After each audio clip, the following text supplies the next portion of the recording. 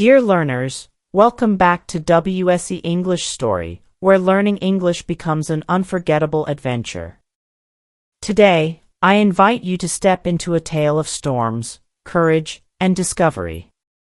This is the story of James Cook, a man whose journeys across the vast Pacific Ocean reshaped the world's understanding of geography, culture, and human possibility. Cook's life was not one of easy privilege. He was born into a modest family, with no wealth, no title, and no promises of fame. Yet within him burned a restless spirit, a quiet determination to reach beyond the edges of the known world. His story is not simply about maps or oceans, it is about the strength to endure hardship, the resilience to face the unknown, and the vision to serve something far greater than himself.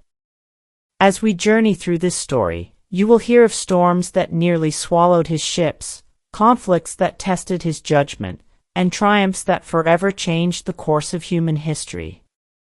More importantly, you will feel how one man's choices, his sacrifices, his courage, his unyielding patience, shaped his destiny and left behind a legacy that continues to inspire. This story is for you, dear learners, not just to improve your English, but to awaken your sense of discovery, resilience, and hope. Because Cook's greatest gift to us is not only the maps he drew, but the lesson that the unknown is not something to fear, it is something to explore. Before we begin, a gentle reminder, if you'd like to support our work, you are welcome to like, comment, share, or subscribe. Your support means so much and helps us continue creating meaningful stories for you. Now, take a deep breath and imagine the endless horizon of the Pacific. Get ready for the incredible journey of James Cook, the explorer who unveiled the Pacific. Let's begin. The year was 1728, and the winds of change were blowing across Britain. It was a time when the seas were both a promise and a danger, when ships carried dreams as well as fears. In a small village called Marton in Yorkshire, England, a child was born who would one day draw the outlines of the world in ways no one could imagine. His name was James Cook. Cook's family belonged to the working class. His father, a Scottish farm labourer, worked tirelessly to provide for his wife and children. Life was not easy. The Cooks lived in a humble stone cottage, surrounded by fields that demanded sweat and discipline. There was no sign in these modest beginnings that their son would rise to global renown. Yet sometimes greatness hides in the quiet corners of poverty, waiting for a restless spirit to uncover it. Britain at this time was emerging as a powerful naval force. The seas were the arteries of empire, carrying goods, armies, and ideas across the globe. The Pacific Ocean, however, remained largely unknown to Europeans, a vast mystery that filled maps with empty spaces. To many, those blank spaces were terrifying. To a few, they were an irresistible invitation. James Cook would grow to be among the latter. From an early age, Cook showed curiosity beyond his years. He was fascinated by the horizon, by the ships that came and went from Whitby, a coastal town not far from where he grew up. Although his family could not afford much schooling, his intelligence was sharp, and he absorbed every opportunity to learn. The local villagers noticed his diligence, his quiet but determined character, and it was this quality that would later open doors he could never have imagined. In the social hierarchy of 18th-century England, Cook was not supposed to rise very far. Gentlemen commanded ships, while commoners worked the ropes. But Cook's story was about breaking limits, about proving that birth does not determine destiny. His first steps into the world of work were humble, apprenticeships, manual labor, but each job taught him discipline and resilience. Each step was a test, shaping him into the man who would one day navigate oceans no one had dared cross with such precision. The world into which Cook was born was full of tension and possibility. Scientific discovery was beginning to challenge old ideas, and the hunger for exploration was growing stronger. Nations competed fiercely to claim new lands, and every voyage was not just a journey of curiosity but also a race for power. Into this era, James Cook would step, carrying with him not the privilege of wealth but the strength of perseverance. As we look at this young boy standing at the edge of the Yorkshire fields, watching the gulls wheel above the distant sea, we can sense that his destiny lies not on the land but across the water. The question is, how would a farmer's son ever find his way to the great ocean? That mystery is where his story truly begins. As James Cook grew older, the small fields of Yorkshire could no longer contain his imagination. The sea called to him with a voice stronger than any plow or harvest. Yet for a boy of his background, the path to the ocean was not simple. Opportunity belonged to the wealthy, to those born into the officer class. For someone like Cook, the sea could mean a lifetime of hard labor on deck, with little chance of rising higher. Still, the call of the unknown refused to be silenced. At the age of 16, Cook left the family farm and traveled to the coastal town of Staithes. There he was apprenticed to a shopkeeper. It was a practical arrangement, a respectable trade for a boy of humble birth. But Cook soon realized that the quiet life of measuring flour and weighing sugar was not for him. Each day he gazed out at the gray waters of the North Sea, watching the ships set sail. He longed to feel the deck beneath his feet, to hear the creak of ropes in the wind. The shop walls felt like a prison, and his heart beat for freedom. His restlessness became obvious. The shopkeeper, seeing the boy's distraction, arranged for Cook to be apprenticed again, this time to a group of Quaker shipowners in Whitby. Here, Cook found his true beginning. The coal ships of Whitby were sturdy and strong, designed to carry heavy loads along the coast of England. Life on board was brutal, long hours, harsh weather, and constant danger. Yet Cook embraced it. He learned every rope, every knot, every movement of the tide. He became known not for loudness but for precision, for the way he studied the sea as if it were a living book waiting to be read. But the problem remained: how could he rise above the rank of a simple seaman? In those days, class was a wall taller than any wave. Officers came from privilege, sailors from poverty. Advancement seemed impossible. Yet Cook carried within him something that could not be denied, an obsession with knowledge. While other sailors spent their spare hours in drink or games, Cook studied. He mastered navigation, he drew charts, he taught himself mathematics and astronomy. By lantern light in the belly of a ship, he transformed himself from a common sailor into a man prepared for command. Still, storms both literal and social threatened to hold him back. The sea was cruel. He faced freezing gales, towering waves, and the ever-present risk of death. More than once, men were swept overboard or crushed by falling masts. Cook endured all of it, proving his resilience again and again. And in the rigid structure of naval life, he encountered scorn from those who believed he could never rise. For many officers, a farm boy daring to dream of command was laughable.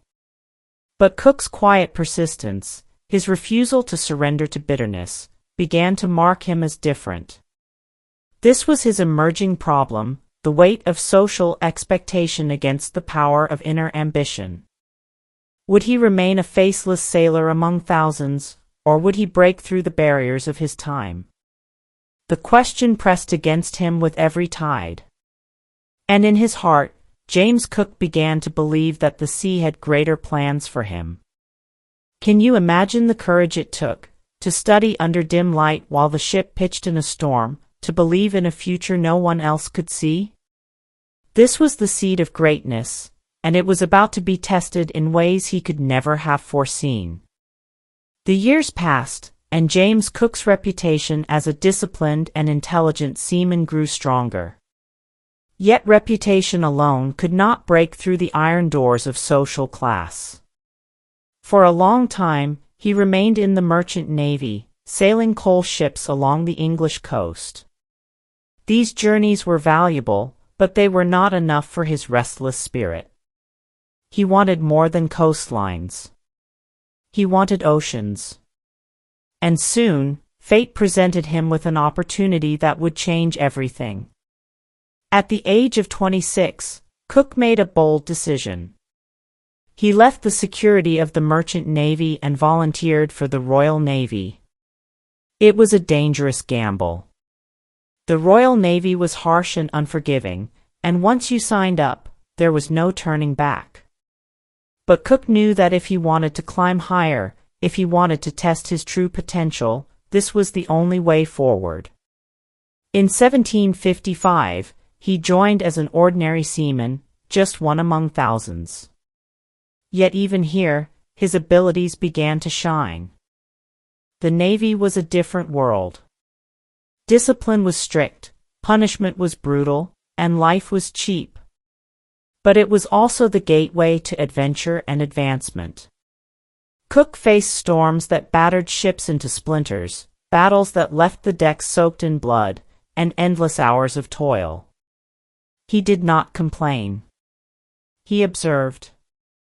He learned.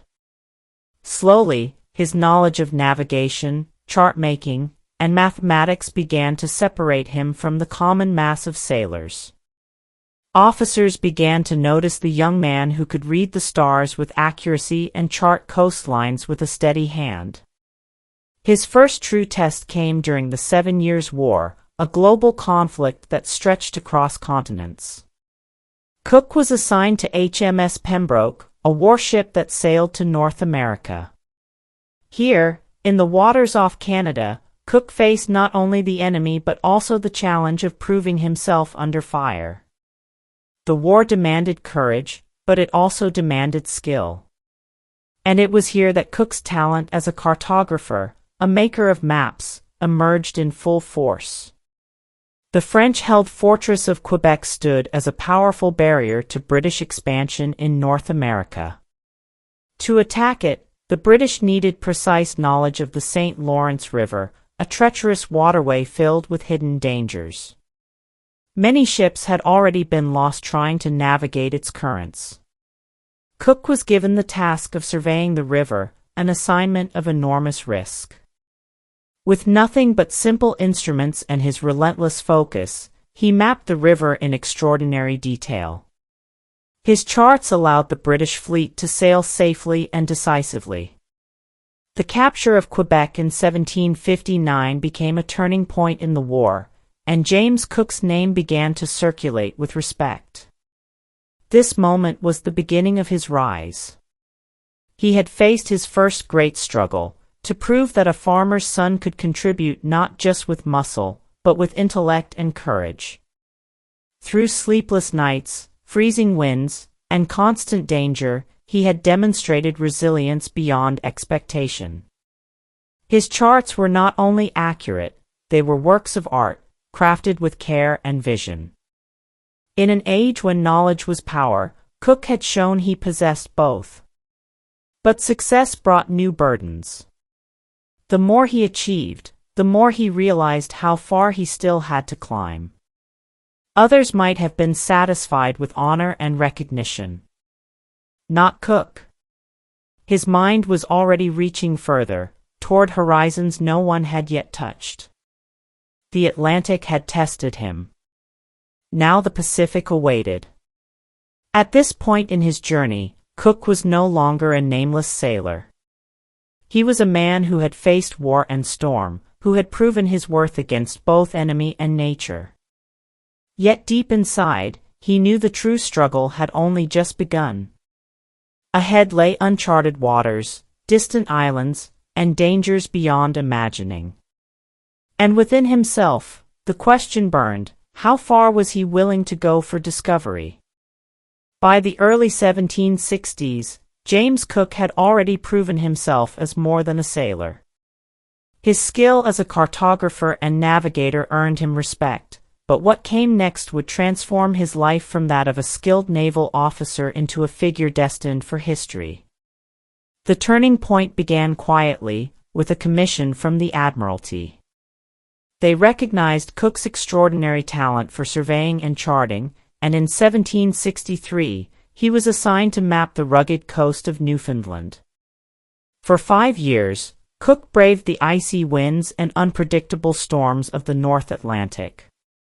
The task was exhausting: endless miles of dangerous coastline, hidden rocks, and hostile weather. Yet it was here that Cook's patience, precision, and resilience were refined to perfection. He worked tirelessly, often risking his life in small boats to measure depths and record details. The charts he produced were so accurate that many remained in use for over a century. They stood as proof that this farmer's son, this once ordinary seaman, had become a master of his craft. But more importantly, they positioned him for something greater. At the same time, Britain was expanding its horizons of exploration. The Enlightenment had ignited a hunger for knowledge. Science, astronomy, and geography were no longer luxuries, they were instruments of power. One great mystery still haunted European minds: what lay in the vast Pacific Ocean? Myth spoke of a giant southern continent, Terra Australis, waiting to be discovered. To find it would bring glory, wealth, and dominance. And so, when the Royal Society sought someone to lead an expedition to the Pacific in 1768, James Cook's name rose above all others. Cook's appointment to command the HMS Endeavour was itself revolutionary. Traditionally, such a mission would have gone to a gentleman officer of noble birth. Choosing Cook, a man from humble origins, was a gamble. But the Admiralty and the Royal Society saw in him the rare balance of discipline, skill, and scientific curiosity.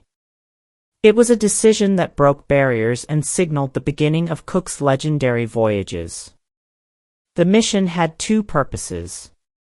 The official one, known to the public, was to observe the transit of Venus across the Sun from Tahiti.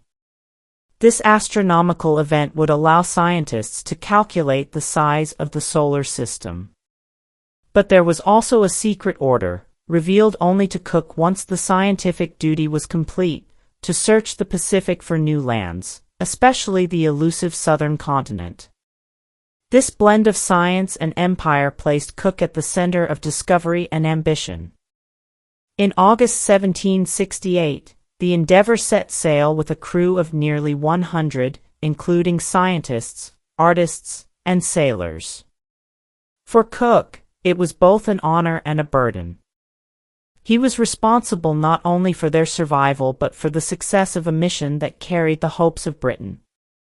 The risks were enormous: unknown waters, the threat of disease, and the possibility of hostile encounters.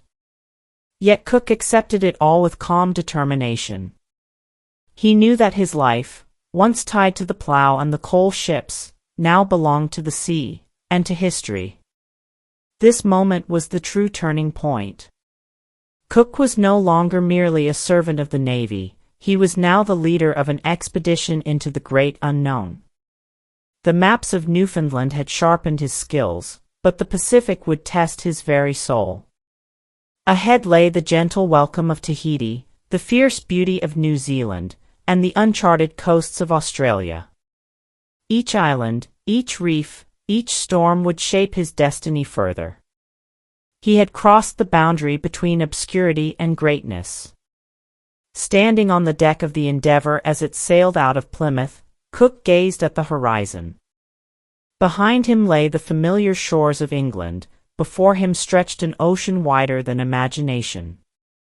This was no longer just about charts or glory. It was about fulfilling a deeper calling, the desire to unveil the secrets of the world, no matter the cost. Have you ever wondered what it feels like to sail into the unknown, leaving behind everything familiar, trusting only in your courage and skill? That is exactly where Cook stood at this turning point in his journey. The Endeavour cut through the vast Pacific like a tiny leaf drifting across an endless sea. For months, James Cook and his crew faced trials that would break weaker men. Supplies ran low. Fresh water grew scarce. Scurvy, the dreaded sailor's disease, threatened to steal lives silently. Every day was a battle against hunger, illness, and the merciless power of the ocean. And yet, Cook's calm leadership held the expedition together. He insisted on cleanliness, on fresh food whenever possible, on discipline even when despair hung heavy. His choices saved lives. Many other voyages of the time lost half their men. Cook lost very few. When the Endeavour reached Tahiti in 1769, the first part of the mission, the observation of the transit of Venus, was completed successfully. But now came the secret orders, the real test of Cook's command, to push further into the Pacific and search for the unknown continent. The decision to proceed was not simple. The crew was exhausted, their ship small, their supplies fragile.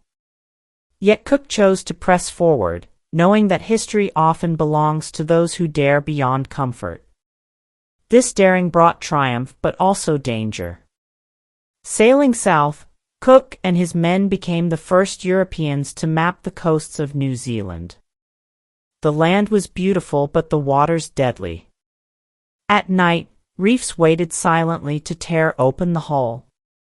On one occasion, as the Endeavour hugged the coast of New Zealand, the ship struck hard against a hidden reef. The crash was thunderous. Wood splintered, water rushed in, and panic seized the crew. For a moment, disaster seemed certain. But Cook did not waver. He organized men to lighten the ship, to pump out water, to patch the torn hull. For 24 hours they fought without rest, saving their vessel by the narrowest margin. It was a moment of pure survival, a reminder that the line between glory and death was thin as a thread. And still, Cook pressed on. In 1770, he reached the eastern coast of Australia, becoming the first European to chart it in detail.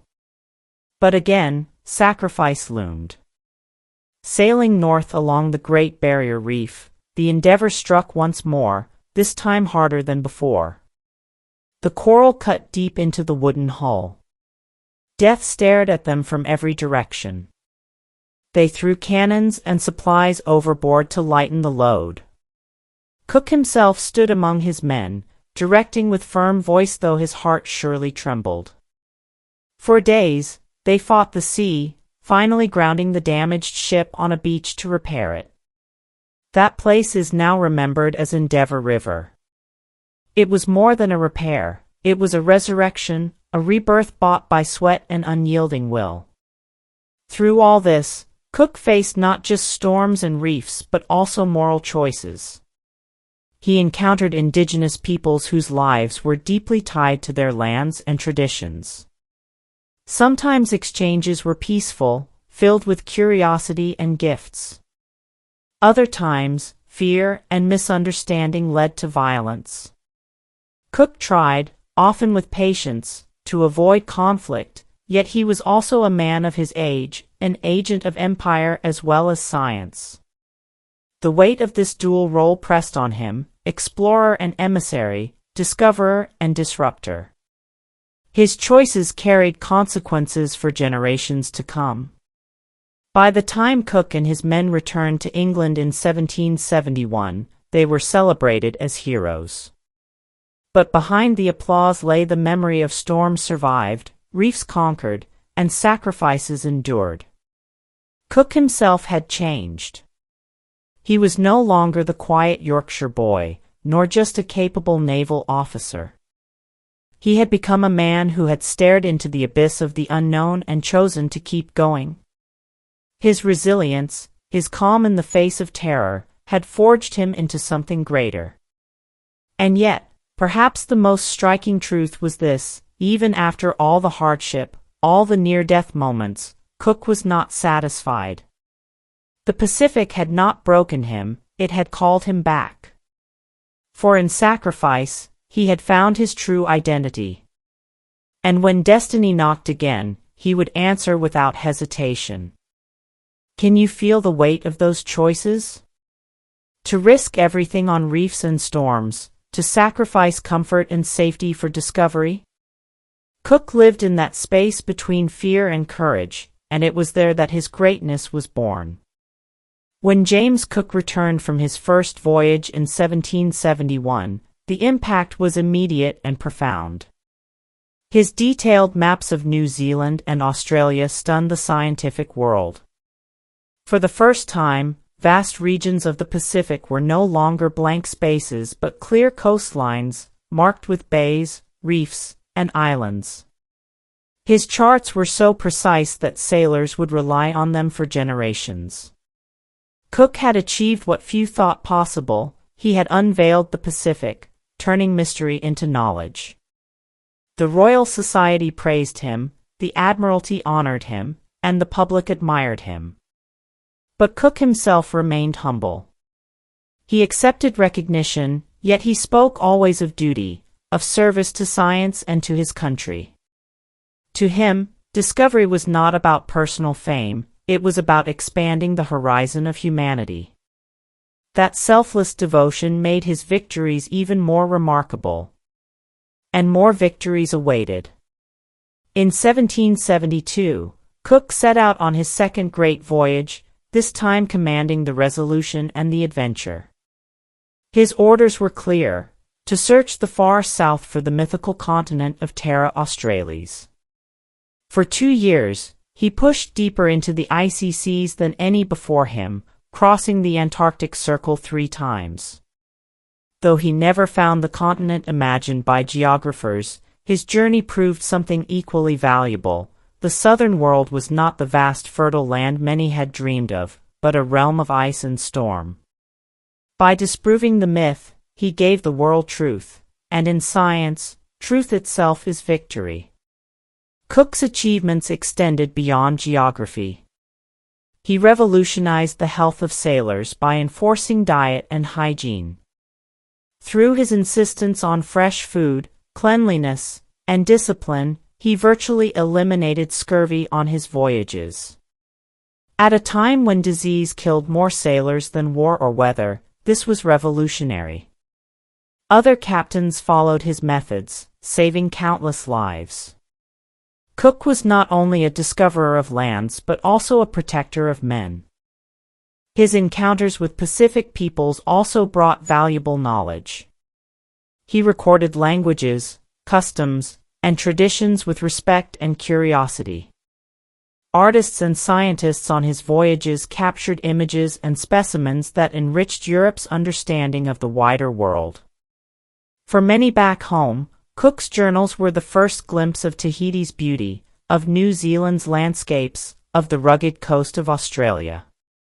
His voyages expanded not only maps but imaginations. The victories, however, were not without cost. Each new journey carried exhaustion and strain.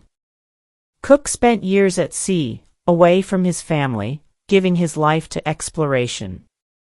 He sacrificed comfort and personal happiness for a larger purpose. And yet, through sacrifice, he achieved greatness few could match.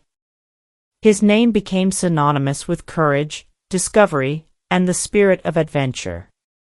By the time of his third voyage in 1776, Cook had become a legend in his own lifetime.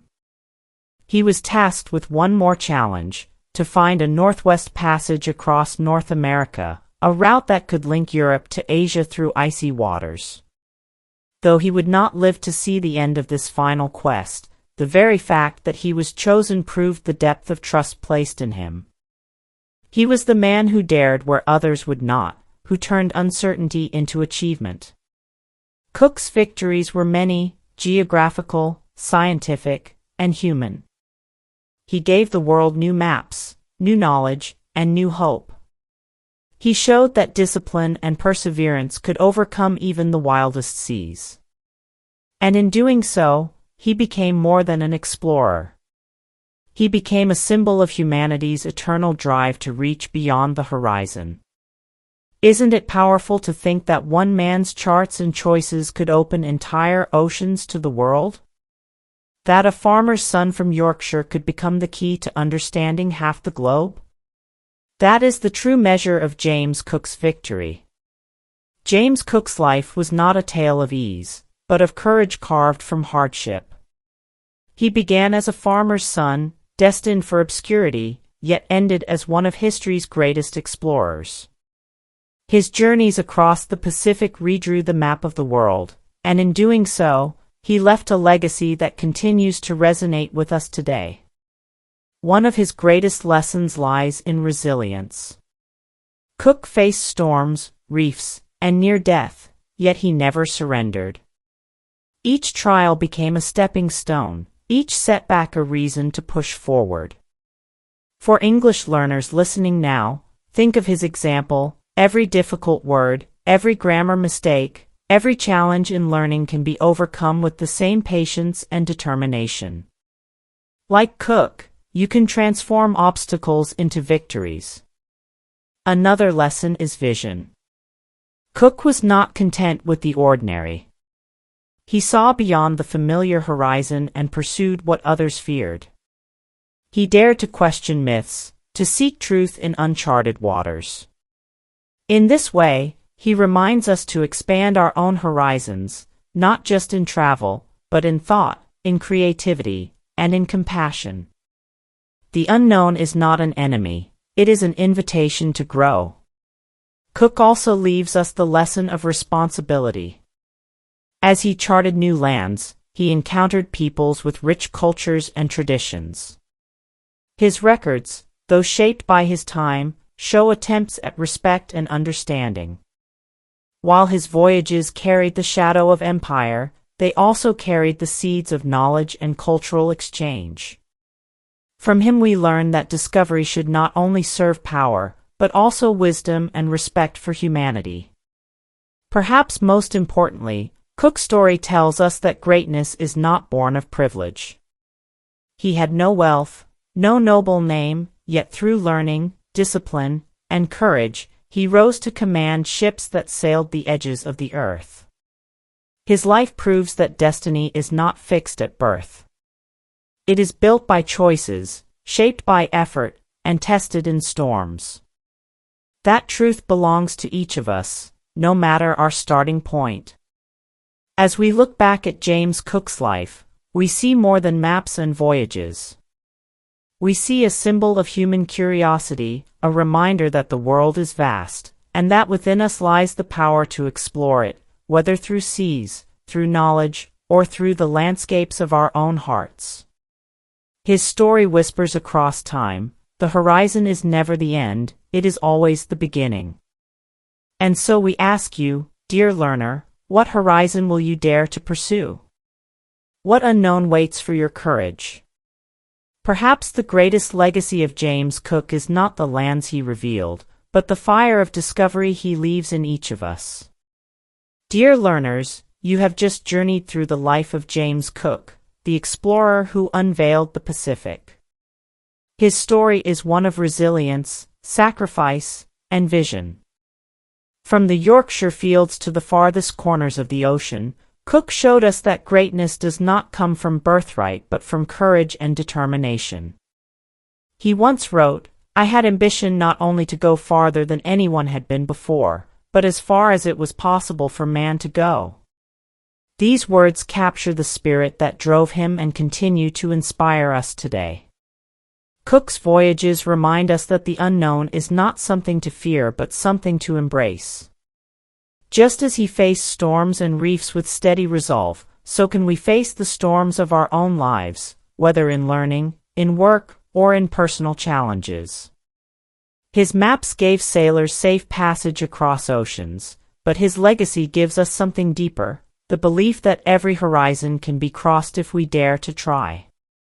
So, I ask you, what is your horizon? What challenge in your life feels like an uncharted ocean? Cook's story is not only history, it is a call to action. Carry his courage into your own journey. Share his lessons of patience, resilience, and discovery with others. Let his story remind you that even the most ordinary beginnings can lead to extraordinary achievements. If you found inspiration here today, we warmly invite you to support our work, like, comment, share, and subscribe. Your support keeps these stories alive and helps us continue creating meaningful journeys in English for you. Until next time, dear learners, keep exploring, keep dreaming, and keep believing. For every ending is only the beginning of a new voyage. Goodbye for now.